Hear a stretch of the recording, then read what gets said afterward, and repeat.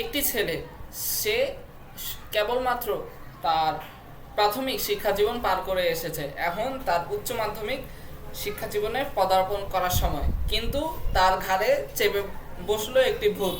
সেই ভূত হলো ইউটিউবিং করা। তার মনের মধ্যে এমনই যে তার মায়ের সাথে 1000 বার তর্ক করে শেষ পর্যন্ত সে তার বাড়ি ছেড়েছে। সে তার নিজ ইচ্ছায় বাড়ি ছেড়ে শুরু করেছে ইউটিউবিং এর পথে তার মহাযাত্রা। তার ফলে সে নিজের তরুণ উদ্যোগী মনোভাবের কারণে সে ধীরে ধীরে ধীরে ধীরে সে তার স্বপ্নের দিকে ধাবিত হয়েছে, এবং ফলশ্রুতিতে আজ আমরা সবাই তাকে মিস্টার বিস্ট, জিমি অ্যান্ডারসন হিসেবে চিনি। সেই ছেলে ছিল তরুণ উদ্যোগী। তার এই তরুণ উদ্যোগী মনোভাবের কারণেই আজ সে এই সফলতা কাঠগড়ায় দাঁড়িয়ে। সম্মানিত শ্রোতাবৃন্দ, আজ আমি এমনই একটি গুরুত্বপূর্ণ বিষয় নিয়ে আপনাদের সকলের সামনে হাজির হয়েছি। সেটা আর কিছু নয়, তরুণ উদ্যোক্তা। সর্বপ্রথমেই সোজা সাপটা বাংলা ভাষায় যদি বলি, তরুণ উদ্যোক্তা কি, আমার কাছে যে তরুণ বয়সে উদ্যোগ নেয় তাকেই বলা যেতে পারে তরুণ উদ্যোক্তা।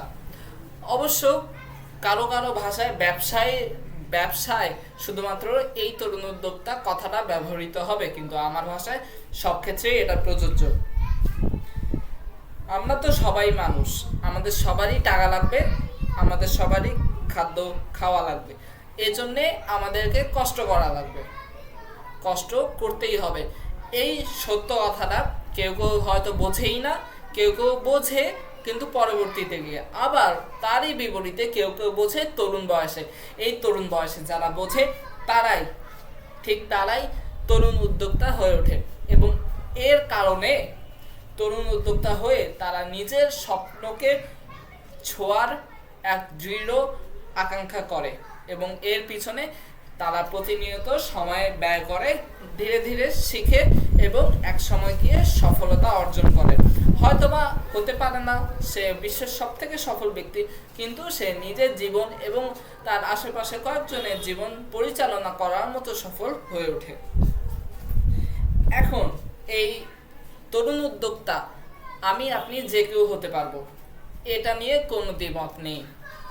এই যে কষ্ট করা লাগবে, আমাদের তরুণ উদ্যোগী হয়ে উঠতে হবে, এটা চিরসত্য, এবং এটাই এটার গুরুত্ব।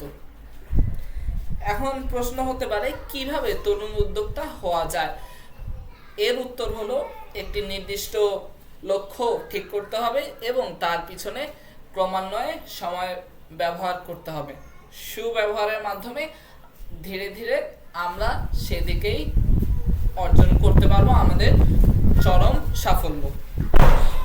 এর উদাহরণ আমি যদি সকলের সাথে একটি খুবই সাধারণ বিষয়কে আনতে চাই, তাহলে বলবো যে আমাদের এইচএসসি সিলেবাসের যদি অনেকাংশই শেষ করতে চাই আমি এসএসসি অবকাশে, তাহলে আমি হয়ে উঠব তরুণ উদ্যোক্তা।